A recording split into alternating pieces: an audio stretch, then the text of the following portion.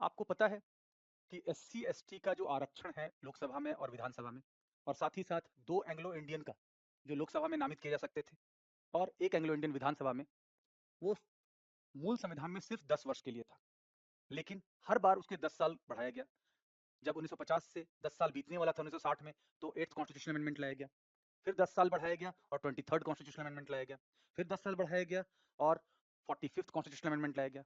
फिर 10 साल बढ़ाया गया और 62nd कॉन्स्टिट्यूशनल अमेंडमेंट लाया गया। फिर 10 साल बढ़ाया गया और 79th कॉन्स्टिट्यूशनल अमेंडमेंट लाया गया।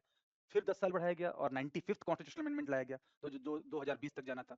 और फिर 10 साल के लिए बढ़ाया गया, जो 104 यानी 104th कॉन्स्टिट्यूशनल अमेंडमेंट से बढ़ाया गया। लेकिन इस बार सिर्फ एससी एसटी का बढ़ाया गया अनुच्छेद 330 में और 332 में, जो एंग्लो इंडियंस का जो 2 नामित करना था लोकसभा में और 1 विधानसभा में, उसे नहीं मेंशन किया गया। So now the SC ST reservation in Lok Sabha and Vidhan Sabha will continue up to 2030।